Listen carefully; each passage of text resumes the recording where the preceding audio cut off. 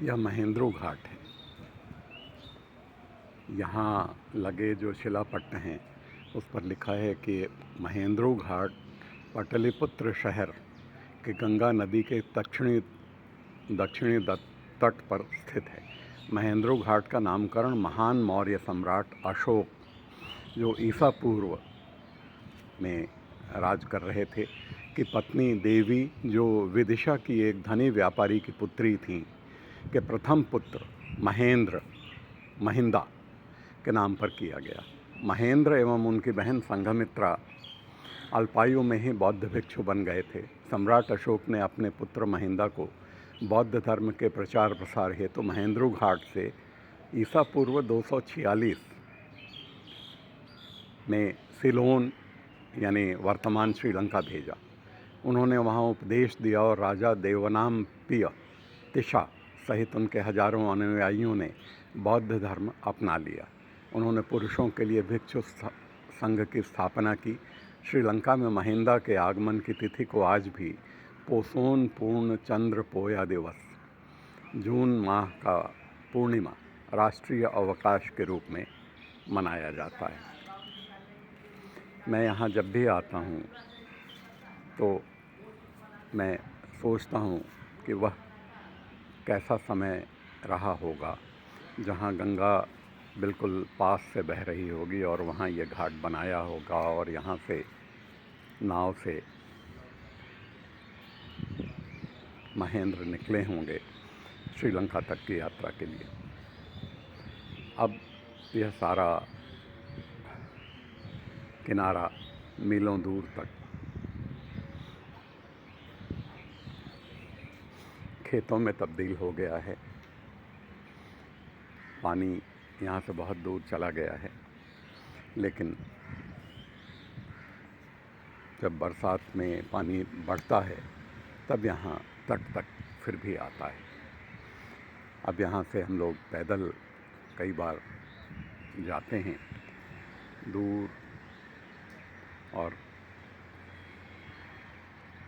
ये रास्ता है, ये रास्ता गंगा नदी तक जाता है और वहाँ से नाव से उस पार जा सकते हैं। चीज़ें कितनी बदल जाती हैं, कितना पर्यावरण और पूरा परिदृश्य समय के साथ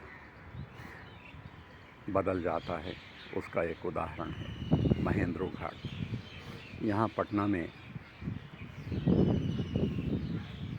महेंद्रू घाट भी है और महेंद्र की बहन संघमित्रा की स्मृति में भी रानी घाट है।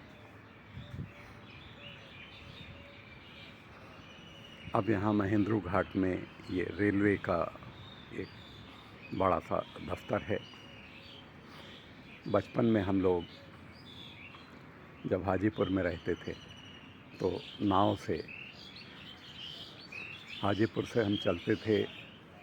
जिस गांव में हम लोग रहते थे वहाँ से टायर वाली बैलगाड़ी थी, उससे हम हाजीपुर शहर आते थे। हाजीपुर शहर से ट्रेन लेके सोनपुर आते थे।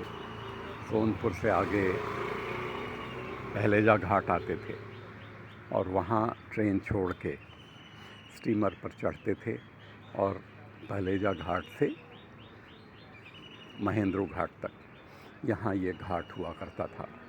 यहाँ हमारा स्टीमर उतरता था, रुकता था और हम उतरकर इस रास्ते से शहर में जाते, रिक्शा पकड़कर वहाँ से रेलवे स्टेशन जाते और वहाँ से फिर बनारस या आरा की गाड़ी पकड़ते। ये सिलसिला था और 1.5-2 घंटे लगते थे स्टीमर में। कभी कभी मौसम ख़राब होने पर, बहुत तेज़ हवा चलने पर 3-4 घंटे भी लग जाते थे। अब वह सब अतीत हो गया है। यहाँ आता हूँ तो मुझे वो दिन, स्टीमर वाले दिन याद आते हैं और ये लगता है कि उन्हें याद करूं, अपने दोस्तों के साथ उन यादों को साझा करूं।